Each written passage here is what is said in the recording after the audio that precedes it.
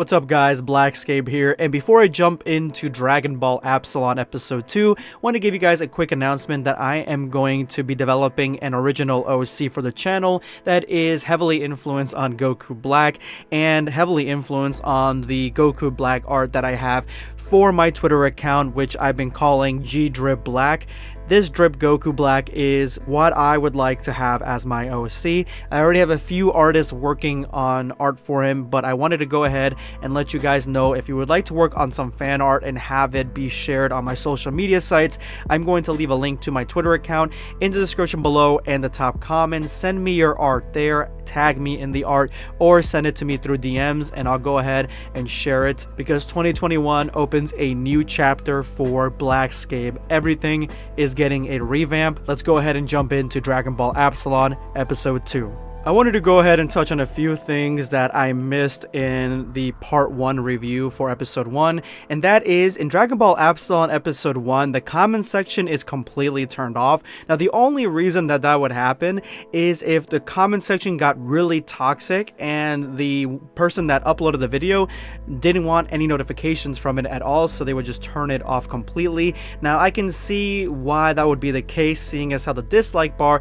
is at 11k, so that just shows you when Dragon Ball Absalon episode 1 dropped back in December 1st, 2012, it was probably very controversial when it came to exactly which direction people wanted Dragon Ball to go, and maybe it wasn't everyone's cup of tea, but I just felt like it was fair to mention that the comment section was turned off. Another thing is that Melavelli actually is following me on Twitter, which I never knew, so thank you so much for making this amazing Dragon Ball fan animation. I can't wait to get through the entire story, and I appreciate your follow on Twitter. With that being said, let's jump into our review for episode 2. We begin episode 2 with Sizzle, who is the henchman to the unknown evil warrior, and he is in the ice caps looking for what seems to be Broly's space pots. So their mission, or part of their mission, is to find a full-blooded Saiyan, and that full-blooded Saiyan is Broly. So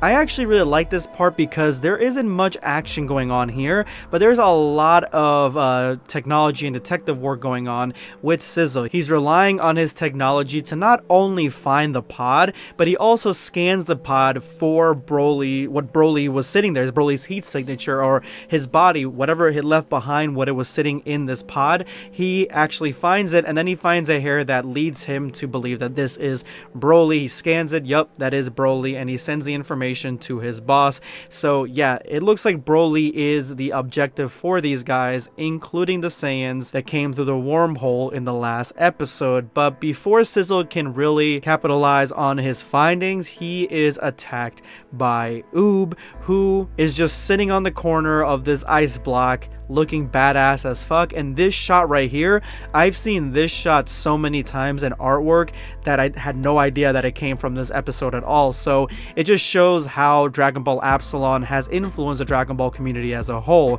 But this is also really interesting. This isn't Oob, this is Majub, which is the fusion between Boo and Oob. So it just shows how much more powerful this character actually is, and he probably has a lot of the same abilities that we've seen recently in Dragon Ball Deliverance's version of Majub, but he quickly overpowers Sizzle and proves to be too powerful for this lowly henchman to take on his own. And then Sizzle says something that is extremely interesting, and he says this: "You're not here as a tourist, so what do you want from us?"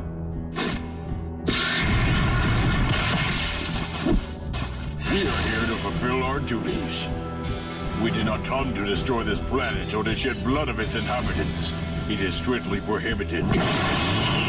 So Majub is actually trying to figure out why they are there, and Sizzle says that they have strict orders not to hurt anyone, really. They're really just there for their own mission to accomplish it and leave the Earth and its inhabitants alone, not to shed any bloodshed and nothing like that. So I like that the bad guys are really strict to their code. They have a mission and they're not going to go out of the boundaries of that mission to cause any further bloodshed, which I really definitely like. And then of course we get into the fire ass intro. We cut back to Goten and Trunks, who are facing off against the Saiyans that came through the wormhole, and then Goten says this bullshit. I'm not afraid. But I can't keep my body from shaking. It's like I can feel the pressure of their power. Bro, every single story has Goten being such a pussy.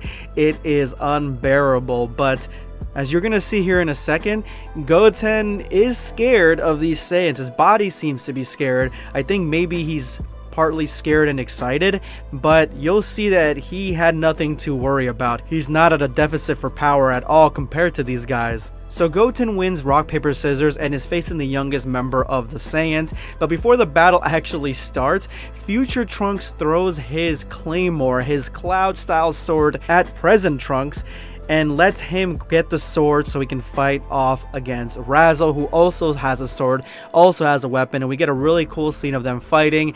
It is unclear whether the present day Trunks knows how to use a sword or not, but I guess he does, and in Future Trunks kind of give him that sword to be able to fight off against this foe, and Goten faces off against the Saiyan who is the youngest of the squad, and his eyes turn black for an unknown reason, but I'm sure that's going to be explained soon, and Goten quite literally is beating the fuck out of this guy. He is completely destroying him, and with one punch he basically takes him out of the fight.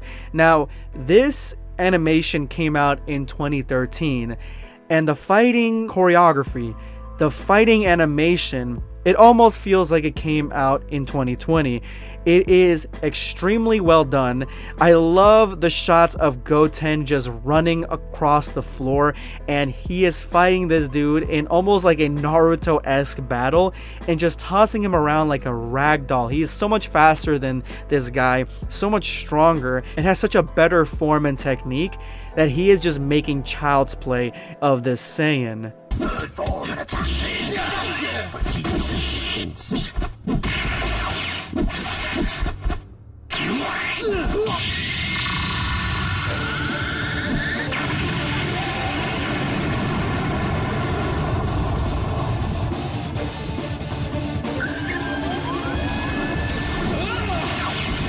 Goten lands a Kamehameha wave on this dude, and it is by far the most brutal Kamehameha wave that I've ever seen in either Dragon Ball or a fan animation. And what I'm saying is that it's not the Kamehameha wave itself, it's the after effects of the Kamehameha wave.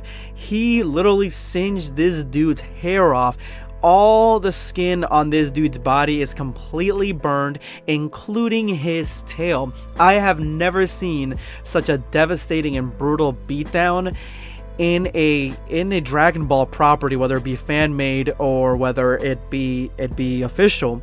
This is pretty gruesome stuff.